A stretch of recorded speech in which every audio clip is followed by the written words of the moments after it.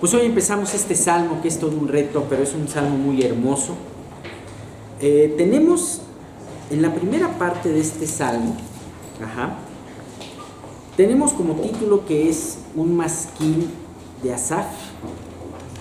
¿Alguien se acuerda qué es un masquil? Enseñanza.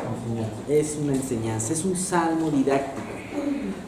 Y curiosamente, para los que han leído este salmo, bueno, yo creo que todos lo han leído, pero a los que lo leyeron recientemente, este salmo nos habla una vez más de la historia de Israel. En innumerables ocasiones hemos estado haciendo referencia a diferentes partes de la historia, pero yo creo que una de las historias que más se repiten dentro de la palabra de Dios es aquella liberación de Egipto y aquel paso por el desierto. Ya en el salmo anterior, en el 77, veíamos curiosamente que Asaf tomaba como ejemplo del poder de Dios aquel gran milagro que hizo Dios al dividir las aguas del Mar Rojo, y lo que había además en base a la prueba que tenía Asaf, cómo constituía la importancia este salmo, esta proeza de Dios al darle un punto de no retorno en su vida, ¿no? Bien, hemos visto que parte de los salmos que hemos visto acerca de Asaf son salmos que él habla de una manera personal. El Salmo 77 hablaba de una manera personal. Sin embargo, ahora en este salmo, él habla de una manera como nación.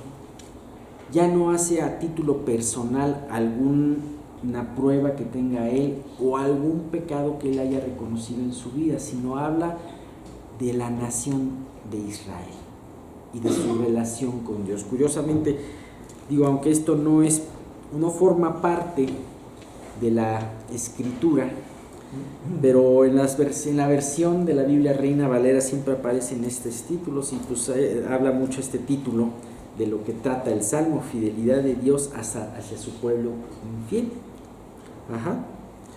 Y bien, pues como lo dice su título, este salmo habla resaltando especialmente en esta historia la infidelidad del pueblo de Dios.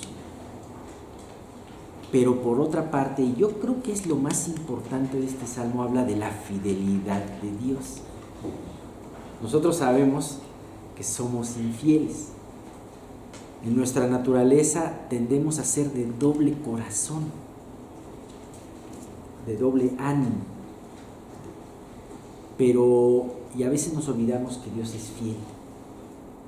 Dios es siempre fiel, no se debe de olvidar. Si nosotros fuésemos infieles, Él permanece fiel. Él no puede negarse a sí mismo. Entonces, Dios, a través de la infidelidad de Israel, hace contrastar su preciosa fidelidad. Como una joya contrasta en un fondo oscuro. Cuando ustedes van a una joyería, o a aquel que puede regalarle a su esposa una joya, pues generalmente los estuches, ¿de qué color viene el fondo? Pues vienen oscuros, ¿no? De terciopelo azul oscuro, o café oscuro, o negro.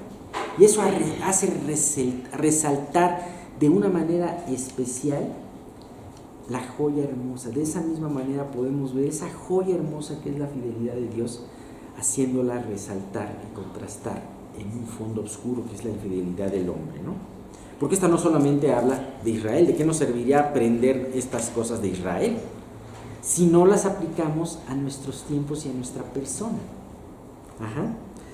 Bien, así que no solamente Israel, sino la iglesia a lo largo de su historia también ha sido protagonista de historias tristes acerca de la fidelidad. Hoy mismo vemos a una iglesia que se ha apartado en muchas distracciones y en muchas cosas, y que no está siguiendo ese llamado principal de la iglesia, que es llamada a salir, llamada a ser una iglesia contracultura, sino al contrario, cada vez se trata de amoldar más la iglesia a la cultura. Ahora con el tema de la teoría de género, hay iglesias que están adaptando sus, voy a poner entre comillas, teologías a toda esta serie de pensamiento aberrante, ¿no?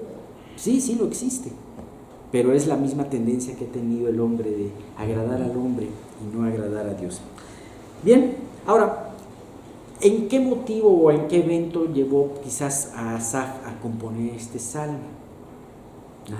Muy probablemente haya sido conmemorando aquel traslado del arca de Dios de Kiriat Jearim al monte de Sión. Ya habíamos visto un salmo escrito por David en donde donde se hablaba de esto, ¿no?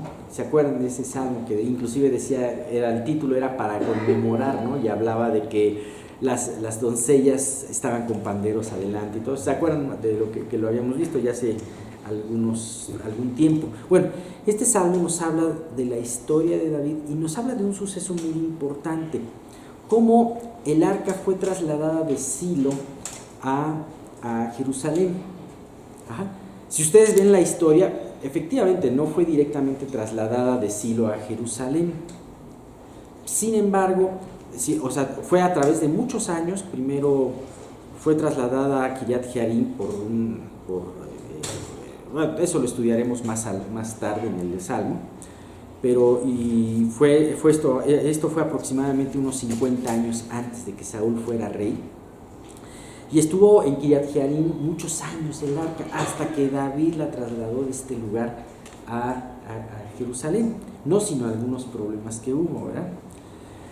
Curiosamente, y como lo vamos a ver en los últimos versículos, en la última parte, Silo era anteriormente la capital, podríamos hablar que era la capital de Israel en el tiempo de los jueces, ya que desde el tiempo de Josué fue instalado ahí el tabernáculo. Y esto duró hasta el sacerdocio de Elí en los tiempos de Samuel, en donde Silo aparentemente fue destruida.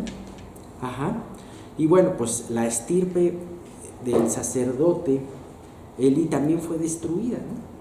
Fue juzgada en ese momento, ¿no? Silo estaba en el monte de Efraín.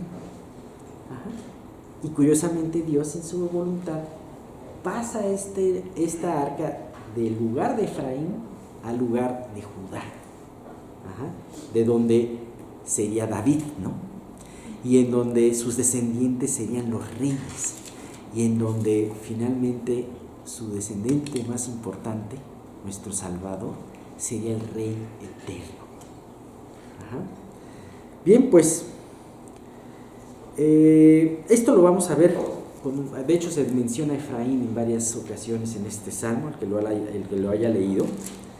Vamos a ver también, voy a tratar de resumirles una historia de qué fue Efraín y qué fue Silo, para poder entender un poquito más acerca de todo esto, ¿no? Y bien, pues para su estudio vamos a dividir este salmo en 5 partes. La primera parte viene del versículo 1 al 8, en donde esta primera sección nos servirá como un prefacio o una introducción, en donde, valga la redundancia, el salmista introduce al lector el tema de todo este salmo. Vamos a ver cómo se hace esta introducción. Después viene la parte más larga, de aproximadamente 32 versículos del salmo, del versículo 9 al 41, en donde en esta parte se describe la historia de Israel en el desierto y se relata la continua rebeldía y desconfianza de este pueblo para con su Dios. Además se relata la fidelidad de Dios, pero también se ve su disciplina para con ellos, ¿no? Entonces, que sería un cuerpo muy importante del Salmo, podríamos ver que se relata a través de esa historia la infidelidad de Israel, la fidelidad de Dios, pero no deja de haber ese castigo de Dios, esa disciplina para con su pueblo, que también podemos entender la disciplina de Dios como parte de su fidelidad, porque no la hace para destruir, sino la hace para equipar, para corregir. Vemos la tercera parte, que es del Salmo 40, del versículo 42 al 52, se vuelve a hacer un retroceso en el tiempo, para el tiempo en el que Dios libera a Israel de Egipto. Y entonces ahí se manifiesta y se recuerda la bondad y la fidelidad de Dios hacia ese pueblo. Eso es del 42 al 52. Luego del versículo 53 al 66, vamos a continuar con la historia posterior, desde la entrada a la tierra prometida hasta los tiempos de David. Primero se habló de la parte del desierto, después se hizo una remembranza de los días de la esclavitud y la liberación, y ahora regresamos en el tiempo, de nuevo, más bien volvemos en el tiempo, desde la época de la entrada de Israel a la tierra prometida, todo ese tiempo de jueces hasta una época contemporánea a Asaf, la época de David. Y esto sirve de un preámbulo para dar la confirmación de Dios hacia David como legislador del pueblo. Dice que eso ocurre en el Salmo 67, 72 al 72, Salmo 78, de versículos 67 al 72. Finalmente esta sección nos habla de ese traslado del arca del pacto de Efraín a Judá y la confirmación del reinado de David.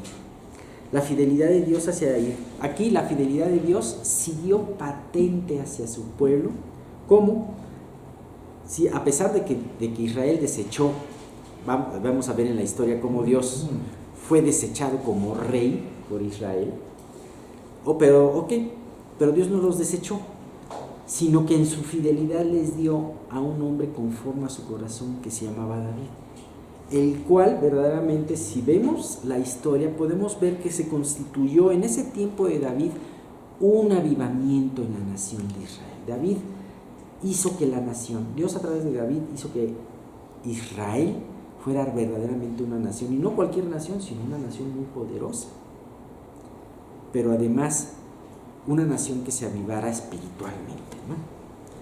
Bien, pues tenemos una semblanza, y ven, David, sabemos que cuando nos habla de David muchas veces vemos la imagen de Cristo, el que es el verdadero Rey eterno, Rey de reyes, Rey de rey y Señor de señores, el verdadero Rey de gloria, ¿no? El cual reinará eternamente a su pueblo. Bien, pues vamos a ver la primera sección.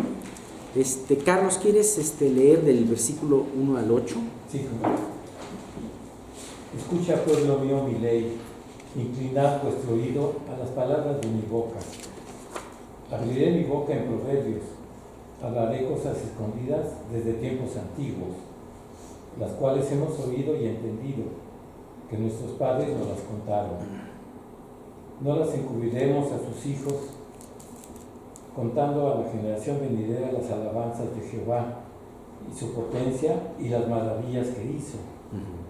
Él estableció testimonio en Jacob y puso ley en Israel, la cual mandó a nuestros padres que la notificasen a sus hijos, para que lo sepan la generación venidera y los hijos que nacerán, y los que se levantarán lo cuenten a sus hijos, a fin de que pongan en Dios su confianza y no se olviden de las obras de Dios, que guarden sus mandamientos, y no sean como sus padres, generación contumaz y rebelde, generación que no dispuso su corazón, ni fue fiel para con Dios, su espíritu.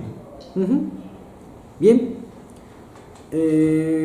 ¿cómo empieza este salmo? Con una exhortación muy hermosa en el versículo primero que dice: escucha, pueblo mío, mi ley, inclinad vuestro oído a las palabras de mi boca. Lo primero es escucha, no oye, escucha. Pero ¿cómo tienes que escuchar? Inclinar tu oído. Hemos visto muchas veces el ejemplo de un perrito cuando lo llamas, que los perritos tienen la facultad de poder mover sus oídos, ¿no? Ajá. Bueno, nosotros no tenemos la facultad de poder mover nuestros oídos por sí solos. Tenemos que, junto con el oído, inclinar la cabeza. Pero cuando nosotros inclinamos la cabeza es como una postura de poner atención. ¿Qué es lo que te dice la palabra en esta primera exhortación? Escucha. sea, no oigas, sino escucha. Y a través de lo que escuchas tienes que poner atención. Pon todos tus sentidos en lo que vas a oír. Nosotros podemos escuchar muchas enseñanzas, o más bien oír muchas enseñanzas y estar distraídos.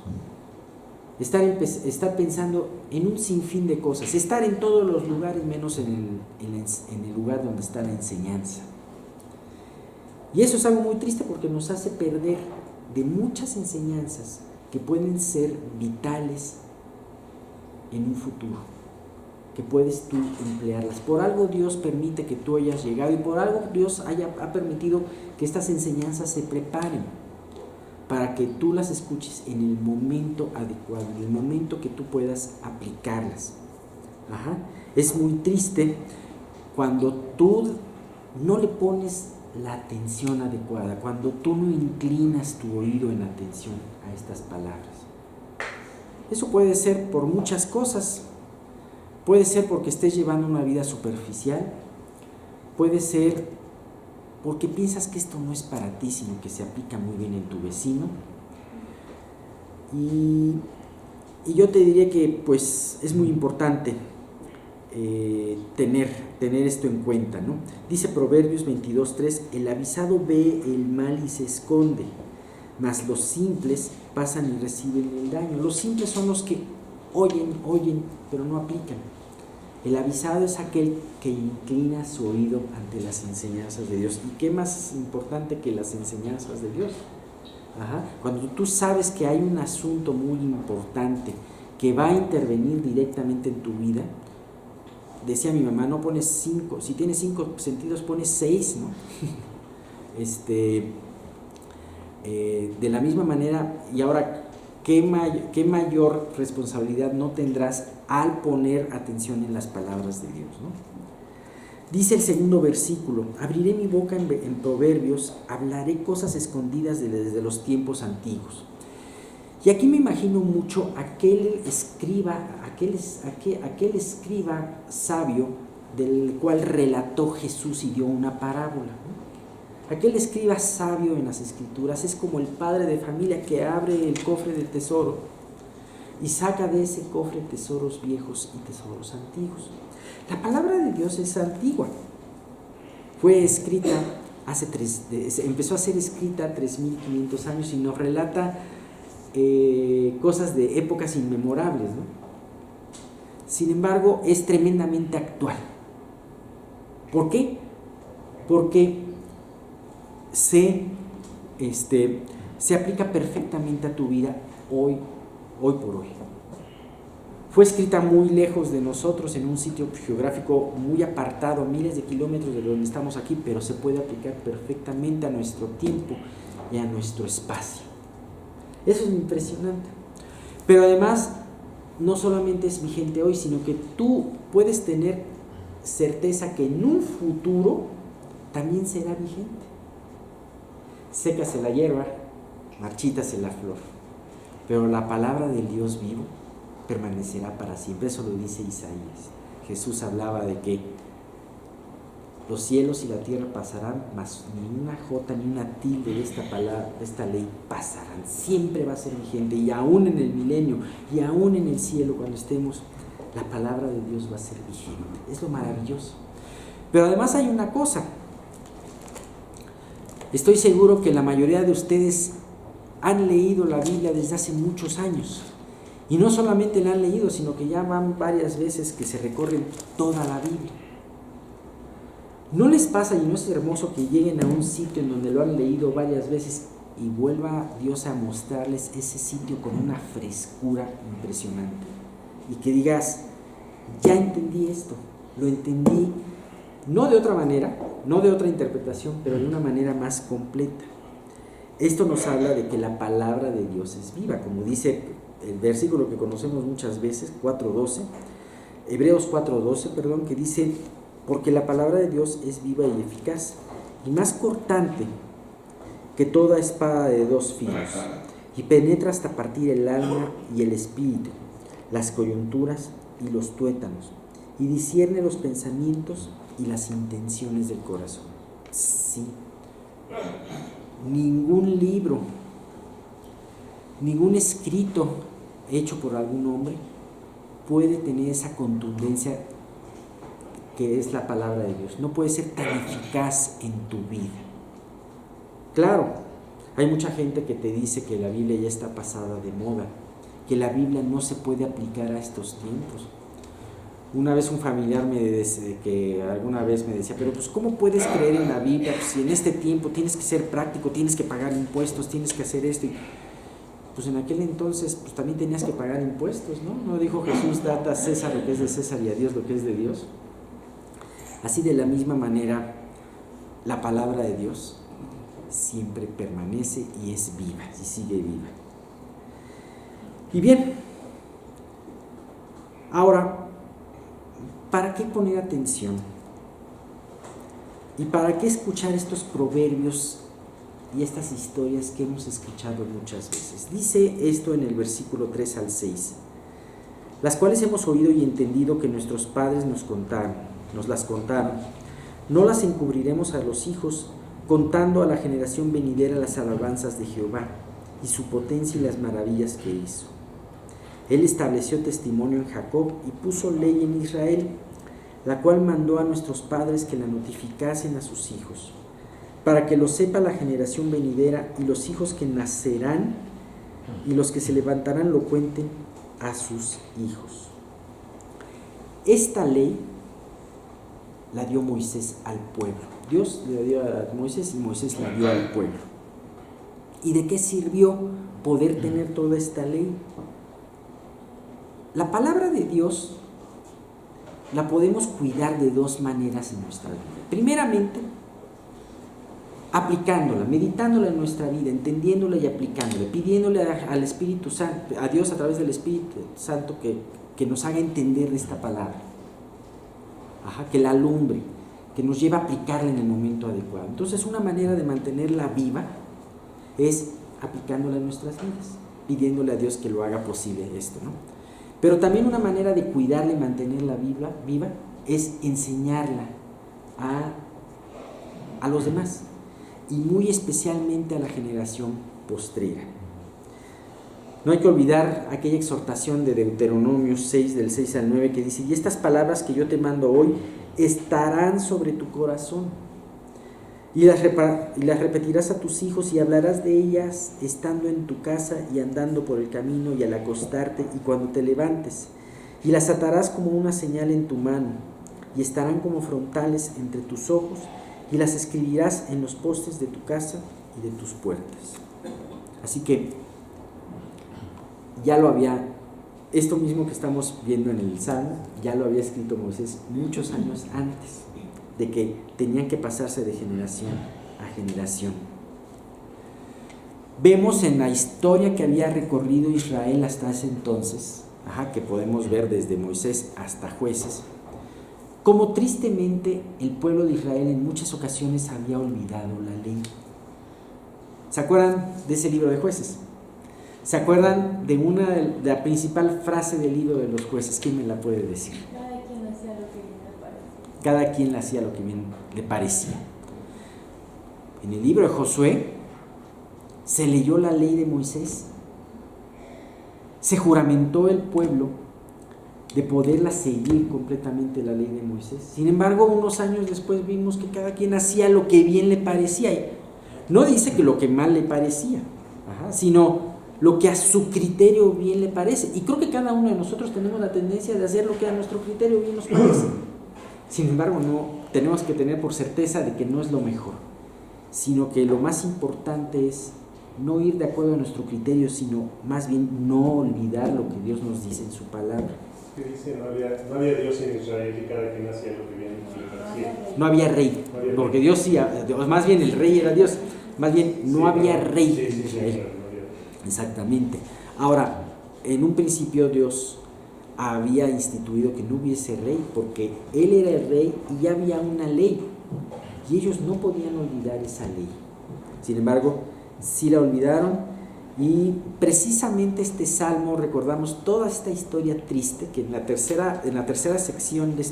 cuarta sección de este salmo lo vamos a ver, la historia de Israel después de entrar de la tierra prometida hasta el periodo de David, en donde también hubo un olvido de la ley de Dios.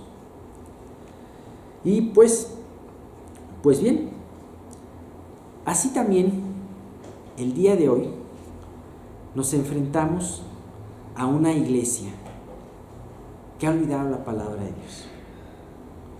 Una iglesia en general que no está apreciando la palabra de Dios. Es impresionante ver cómo muchas iglesias se llenan de tradiciones, se llenan de costumbres, pero ignoran lo que dice la palabra de Dios. E inclusive como en los tiempos de Jesús y como Jesús recriminaba a los fariseos, olvidaban esas mismas tradiciones humanas, contradecían lo que decía la sabia palabra de Dios. ¿Sí? Verdaderamente, ¿cuál es el reto que tenemos nosotros el día de hoy? Volver a la palabra. ¿Qué es lo que tratamos de hacer? Volver a la palabra. Inclusive nuestra forma como estudiamos la palabra. Muchas veces aprendimos a estudiar la palabra sacando una enseñanza de aquí, sacando una enseñanza de acá y teniéndolas fuera de contexto. Así se han provocado muchas herejías.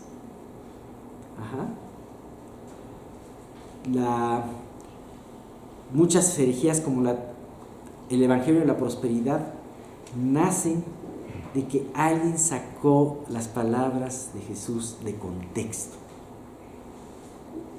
Sin embargo, hoy al día Dios, que es fiel y que sigue mostrando su fidelidad, quiere enseñarnos a estudiar la palabra como debemos de estudiarla metódicamente, estudiarla en contexto, estudiarla cada uno de nosotros en casa, no esperarnos a que venga un domingo o un miércoles para estudiarla con todos, sino a tener esa siembra en nuestra vida constante en la palabra de Dios. Bien, pues vamos a seguir viendo esta parte y precisamente cuál es el fundamento o cuál es el propósito de que pongamos estas enseñanzas, de que recordemos y pongamos atención y que estas enseñanzas a su vez la contamos a nuestros hijos, tanto naturales como espirituales, a fin de que pongan en Dios su confianza y no se olviden de las obras de Dios. Este es el meollo de esta parte. Las escrituras fueron puestas y nos han llegado a nosotros para que sigamos poniendo en Dios nuestra confianza.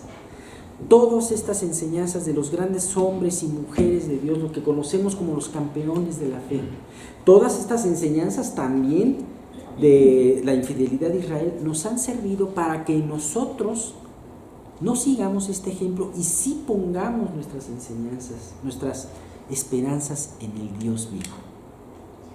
¿Sabes? Desgraciadamente, después de este salmo, Israel siguió tropezándose y cayendo. Y desgraciadamente, mucho tiempo después, también la iglesia, el nuevo pueblo de Dios, siguió tropezándose y cayendo. Pero las enseñanzas están escritas para que no dejemos poner nuestra esperanza, como dice aquí, nuestra confianza en Dios. Y no nos olvidemos de sus obras. Por eso están escritas, para que no nos olvidemos de ellas. Y que no sean como sus padres, generación contumaz y rebelde, que no dispuso su corazón ni fue fiel para Dios en su espíritu. Estas enseñanzas, ¿cuánto se tienen que repetir? Continuamente, como dice Deuteronomio, hablarás de ellas constantemente y las pondrás como postes en tu casa. Filipenses 3:2, Pablo exhortaba a esta iglesia a decir: por lo demás, hermanos, gozaos en el Señor, a mí no me es molesto es escribiros las mismas cosas y para vosotros es seguro. Nos vamos a encontrar cada domingo que muchas veces seguimos escuchando la misma exhortación, pero es precisamente para no olvidarla y no caer en el ejemplo de desobediencia que vamos a ver en este salmo, en el ejemplo de infidelidad. Generación necia y rebelde, generación orgullosa que no puso su espíritu al servicio de Dios. Lo que nos aparta de Dios es la necedad y la rebeldía. ¿Qué nos hace pensar la necedad? Que siempre tenemos la razón. O que lo que decimos es más valioso que la opinión de las otras gentes. La necedad se hace centrar en nosotros mismos. ¿Qué nos hace pensar la rebeldía? Va muy de la mano. Como nosotros tenemos la razón en lo que decimos, entonces ¿por qué nos vamos a sujetar a otra voluntad, ya sea de los padres, de los maestros, de los pastores, o y atrás de todos ellos, de Dios? Nos impide la rebeldía ajustar nuestra voluntad a la voluntad de Dios, expresa en su palabra. Y como podemos ver, esos dos males tienen como una base, como fundamento, otro pecado que es el orgullo, en donde el orgullo te hace pensar que siempre, que tú y solo tú. Haz hombre, Proverbios 26:12. ¿Has visto hombre sabio en su propia opinión? Más esperanza hay del necio que de él. Bueno, así pensamos cuando pensamos en necedad. Y Job 21, del 14 al 15, Job hablaba de estos hombres necios y dice: dicen pues a Dios, apártate de nosotros, pues no queremos el conocimiento de tus caminos. ¿Quién es el Todopoderoso para que le sirvamos? ¿Y de qué nos aprovechará que oremos a Él? Bien, como vemos, esta primera parte nos llevó de poner atención y de no seguir y de poner nuestra confianza en Dios para no seguir el ejemplo de infidelidad que vamos a empezar a ver desde el siguiente estudio.